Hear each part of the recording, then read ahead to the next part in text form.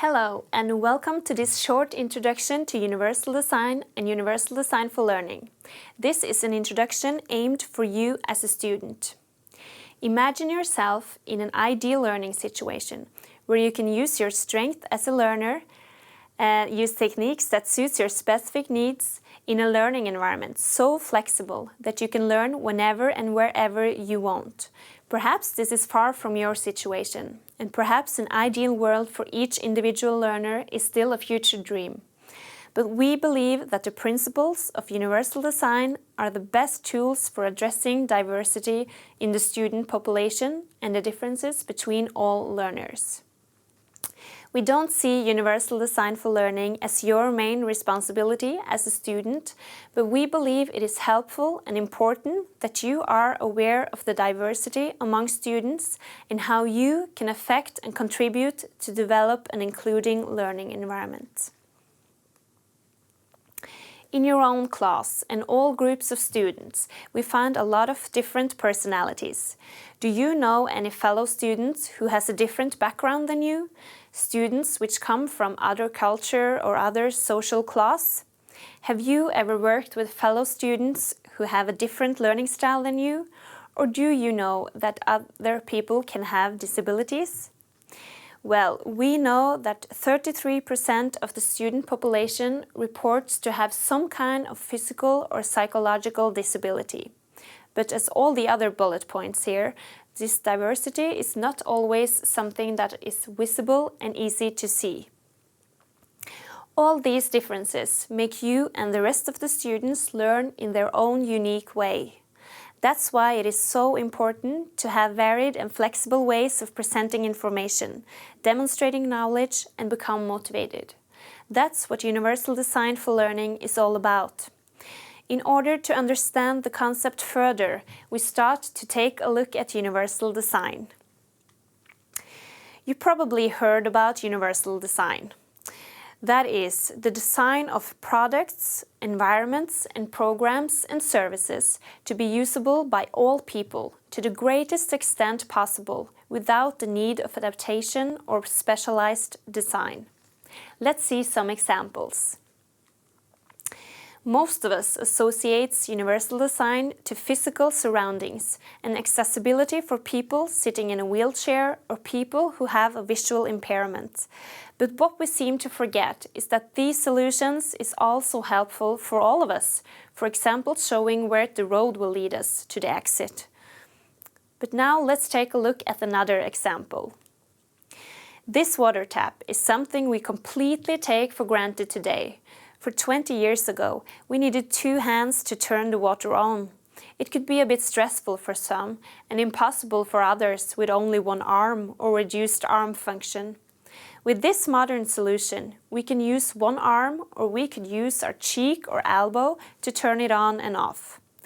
This water tap is based on the ideas of universal design. Now everyone uses it, and it's also a product of higher quality for all. Now, what do you think is the relation between universal design and a package of smoked ham? Well, if you have reduced vigor or mobility in your hand, it's almost impossible to open it. In fact, most people who have tried to open this pack of ham have difficulties and tend to use scissors instead.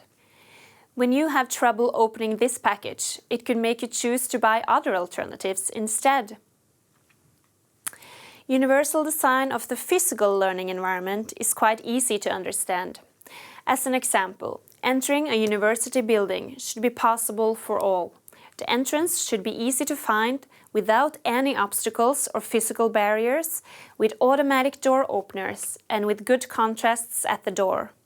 This is the same entrance for everyone, regardless if you use a wheelchair, have your hands occupied with books and study material, or if your hand function is reduced. In a university campus, universal design should be the strategy for forming the physical environment everywhere.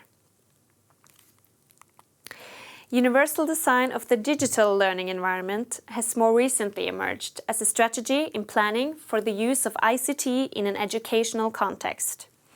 General information, learning management systems, literature, and other digital study material should be presented in accessible formats and in compliance with standards that include students with difficulties in accessing digital study material.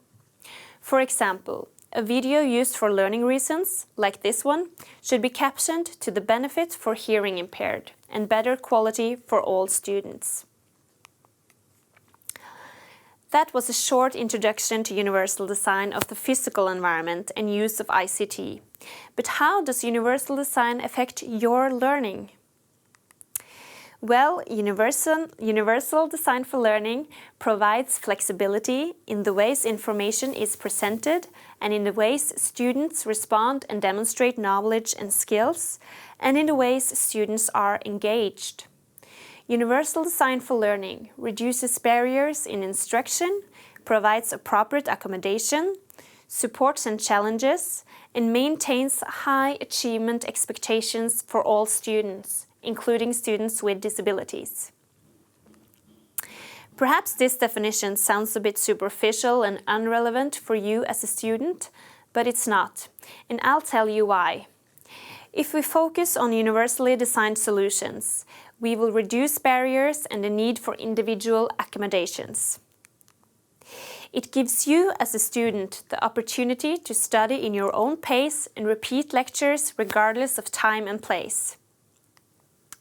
You learn about students' diversity, different learning styles, different approaches for learning and demonstrating knowledge. And implementing UDL will give you freedom of choice, and you will learn how to develop critical thinking skills, which will be important qualities in building a career later. You will also learn about concrete tools like how to become a smart student and a good learner. And you will learn more about the purposes of subjects and tasks, teacher expectations from you as a student, and the relevance for the labor market. By now you might think, wow, this is great, but what is my role? As a student with or without disability, it is extremely important to share knowledge about your difficulties and your needs and strengths in the learning situation. Because if you do, it's easier for teachers and support services to design lectures and exams that suits your preferences. A lot of information is out there and most likely published online.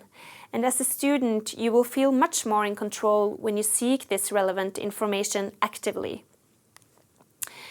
If there are any confusions or you wonder what is expected of you, clarify this with your teacher. It's always more motivating and easy to work when you know the purpose and what's expected from you. Continually work to evaluate and provide feedback on lectures, exams and services the university offers. Because if you don't, the teachers and university staff don't have any parameters on what praxis that works and what praxis that don't work.